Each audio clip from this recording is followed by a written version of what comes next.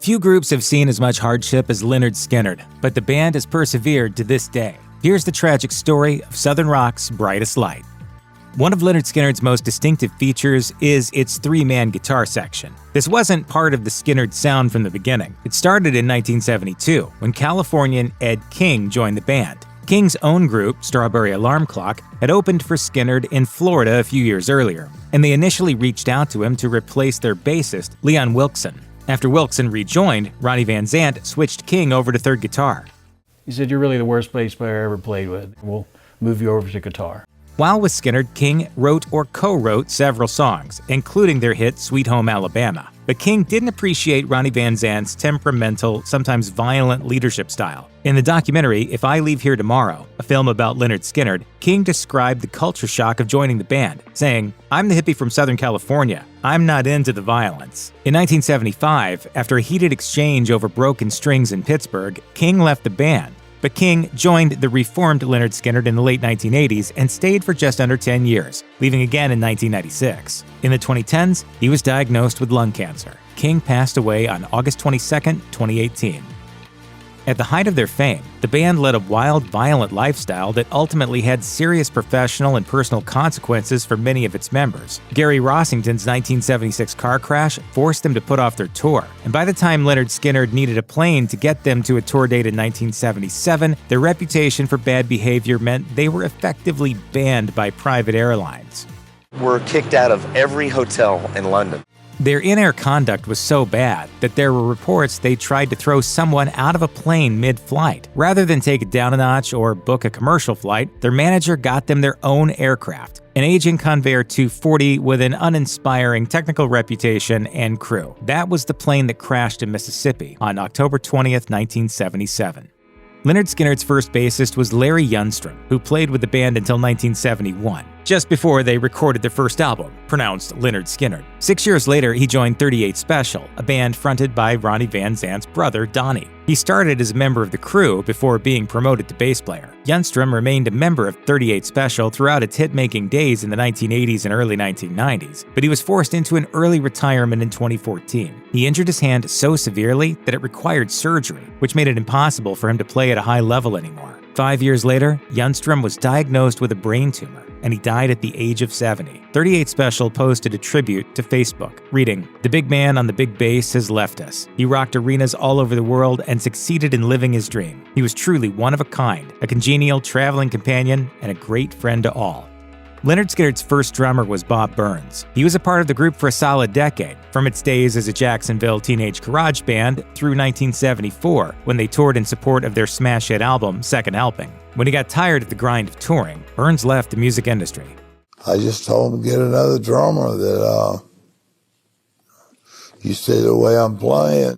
Burns came out of retirement in 2006 for one night only, to play with Lynyrd Skynyrd at their induction into the Rock and Roll Hall of Fame. Afterward, he returned to his quiet life in Bartow County, Georgia. Late in the evening on April 3, 2015, the 64-year-old Burns was driving without a seatbelt and lost control of his vehicle when making a turn. He collided with a tree, and authorities pronounced him dead at the scene. Lynyrd Skynyrd's commercial breakthrough came in 1974 with the album Second Helping. After its release, drummer Bob Burns left, and the band replaced him with Artimus Pyle. Pyle was an ex-Marine who had drummed for the Marshall Tucker Band and the Charlie Daniels Band. He played with Lynyrd Skynyrd at the peak of their popularity and was on the plane that crashed in 1977, killing bandmates Ronnie Van Zant, Steve Gaines, and Cassie Gaines. In 2022, he told Forbes, "I think about it every day." Surviving guitarists Gary Rossington and Alan Collins went through a prolonged period of substance abuse after the crash. Every night I have some kind of weird dream about it. By 1979, they were ready to make music again. They recruited Pyle for the Lynyrd Skynyrd successor group, the Rossington Collins Band. Unfortunately, Pyle had played just one gig with them when he was struck by a drunk driver, breaking his leg in 21 places, among other injuries. Pyle's convalescence took 3 years. There was only one musician associated with Lynyrd Skynyrd who wasn't on that tragic 1977 flight. That was Deborah Jo White, who used the stage name JoJo Billingsley. She was part of the gospel trio The Honkettes, who served as Skynyrd's backup singers throughout the 1970s. In August 1977, Billingsley left the band for health reasons, telling Sweet Home Music, "I had been physically sick due to being hooked on drugs and alcohol. so I went home to stay at my mother's for a while. After 4 shows without her, singer Ronnie Van Zant asked her to return. She agreed to meet up with the band in 2 days' time. But after she spoke with Van Zant, she had an unsettling premonition, recalling, "I dreamed the plane crashed. I called to try and warn them to please not get back on the plane." Later, Billingsley sang with Lynyrd Skynyrd's spin-off band Alias for a while before moving to Alabama in 1986. In 2010, White died not long after receiving a cancer diagnosis. She was 58 years old. Fans of Lynyrd Skynyrd know that drummer Artimus Pyle survived the horrific plane crash that claimed the lives of other group members, but might not realize aviation was a passion he shared with his father, a retired Marine awarded a Purple Heart for injuries sustained while fighting in the South Pacific during World War II. Artimus Pyle followed in his father's footsteps. He enlisted in the Marines and hoped to pursue a career in civil aviation after the service. He even took flying lessons in the Marines, and his father, then a civilian, did as well. But tragedy followed when Del Pyle was killed in a mid-air plane crash over Albuquerque in 1971. In an interview with radio personality Eddie Winters, Artimus recalled how his father had been hit from above and behind by a B-57 weather reconnaissance bomber. Dad was in his Cessna 150 flying over some property that he was going to build houses on. He liked to do that. He liked to look at pieces of property from the air. He was killed instantly. That kept me from really losing my mind because Dad never suffered. He was doing what he loved and then he was gone. A lengthy feature story in Spin magazine back in April 1999 detailed the tough road Lynyrd Skynyrd took to achieving their dreams as a band, as well as the rough ways bandmates treated one another all along the way, often resorting to violence to address their issues. The violent tendencies started before anyone knew who the band was, and it didn't stop when the fame came. There were stories of fighting in public and in private, of going on stage with bruises, bandages, and missing teeth. Introducing seemingly endless tours and a stable supply of drugs and alcohol into the proceedings didn't help. Take the story of a bar fight in Munich. It sprawled across the city and followed the band back to the hotel, where singer Ronnie Van Zant broke a bottle over the head of a Skynyrd roadie and used the shards to slice up guitarist Gary Rossington's hands. The show went on, though. Rossington played the next night with bandaged hands, as did Van Zant, who broke some bones punching someone somewhere along the way. And that's just one incident in the history of the strange and volatile rock and roll family.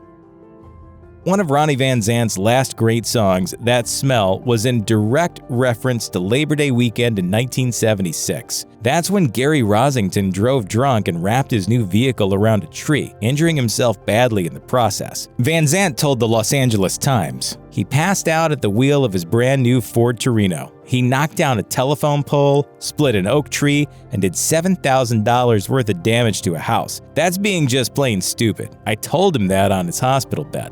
He also told him so in That Smell, which he wrote with guitarist Alan Collins. Some speculate, though, that Van Zant was speaking as much to himself as he was to Rossington and his other bandmates when he wrote the song. Skynyrd biographer Mark Rabowski wrote that at the time, the singer was an avid indulger in cocaine and quaaludes, but he was also at a point in his life where he was starting to rethink that lifestyle. Van Zant told the Los Angeles Times, "For the first time, I'm really thinking about the future. I'm 27 now and I've got a baby girl and I plan to stick around and watch her grow up."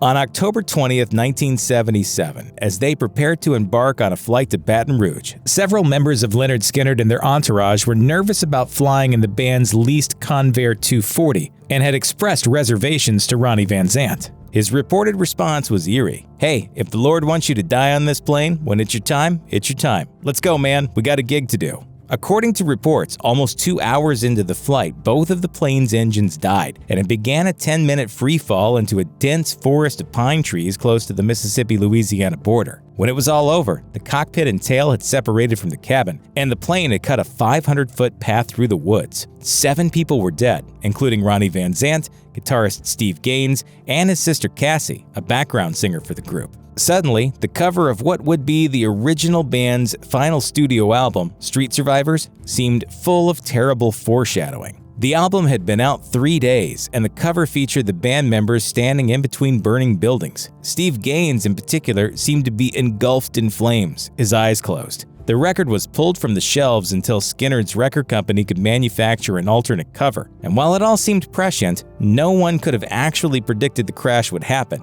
and that it would silence the leading voice of Southern rock.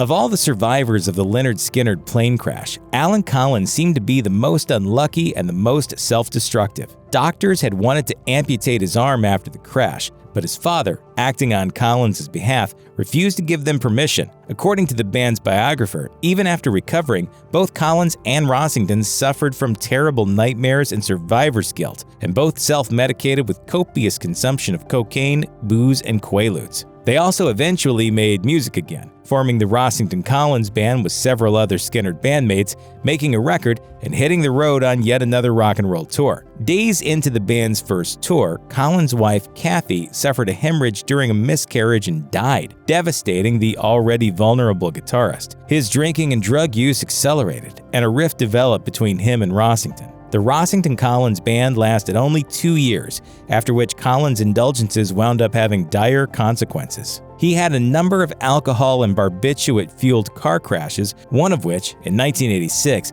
took the life of his girlfriend and left him paralyzed from the chest down. When surviving members of Lynyrd Skynyrd went out on a tribute tour in 1987, Collins was unable to perform, relegated to being wheeled out on stage several times per show to give speeches on why he couldn't play and on the dangers of drugs and alcohol. He died in 1990 of complications from pneumonia at 37 years old. Bassist Leon Wilkeson was among the most severely injured in the Skynyrd plane crash, and his heart stopped twice on the operating table. The left arm injury was of particular concern. It was his fretting arm when he played bass, and his wounds had gotten infected, nearly leading to the arm's amputation. Even after he recovered, he had severe nerve damage and minimal range of motion in that arm, causing him to hold his bass guitar almost upright for the remainder of his performing days. Other issues affected his health in the years after the crash. On a tour in the early 90s, Wilkeson awakened in the tour bus in a pool of his own blood, his throat having been cut by someone on the bus. He survived, but the perpetrator was never identified. In 2001, he was cited for driving under the influence in Florida, a charge he was preparing to face in July of that year. He never did, though, as he was found dead in a hotel room. According to the autopsy, Wilkeson was suffering from liver and lung diseases at the time of his death, with drug intoxication as a contributing factor. Hughie Thomasson was Southern rock royalty even before he joined Lynyrd Skynyrd in 1996. As one of the founders, chief songwriters, and singers of the Outlaws, he was responsible for a number of the genre's classic songs, including their version of the cowboy anthem Ghost Riders in the Sky. Fittingly, legend has it that the Outlaws were signed in 1974 by Arista Records president Clive Davis after he saw the band open for Lynyrd Skynyrd, and at the suggestion of Ronnie Van Zant. Thomasson claimed he joined Skynyrd on a 6-month contract and wound up staying 9 years. When he left in 2005, he did so on good terms, and for the right reasons. He told Classic Rock Revisited, "I just felt like I needed to do something different. I really didn't do any singing with Skynyrd. I wanted to get back to doing what I love to do." He reformed the Outlaws and hit the road, headlining small venues and opening for bigger bands. Tragically, he died of a heart attack in his sleep on September 9th, 2017.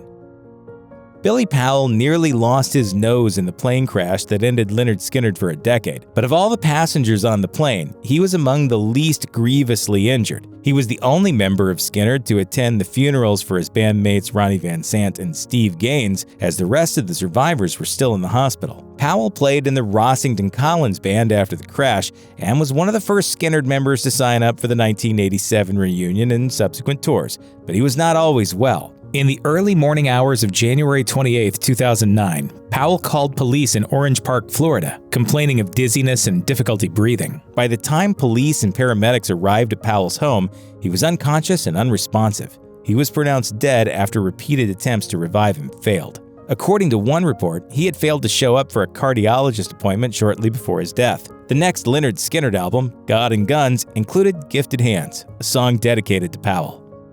Gary Rossington cheated death when he survived the plane crash, and he continued to tell the Grim Reaper exactly where he could go. The issue was his heart, which has been through a lot, particularly in recent years. In 2003, Rossington had quintuple bypass surgery after doctors discovered during routine screening that he was suffering from coronary artery disease. In 2015, he suffered a heart attack. Then, in August 2017, Lynyrd Skynyrd announced that Rossington's scheduled procedures, once again to fix problems with his heart, led the band to cancel some dates on that year's tour. With their leader's health a concern, Lynyrd Skynyrd announced a farewell tour in 2018. even as Rossington shared something incredible with the Tampa Bay Times. "I've had heart attacks on stage a lot. I don't want to just say, well, we're never going to end, because I don't want to die and then end it that way, which is a heavy thing to talk about, but I have to." It wasn't long before the farewell tour took on yet another meaning, when guitarist Ed King passed away in 2018. King, who had been with the group since 1972, started out as a temporary replacement and just ended up staying. Rolling Stone reported that while the cause of death wasn't immediately specified, his passing came after a battle with lung cancer. In spite of tragedy after tragedy, the music of Lynyrd Skynyrd lives on. It might not be played by the same group of good old Southern boys anymore, but it still holds the same deep meaning it did for fans decades ago. Perhaps the best kind of immortality there is.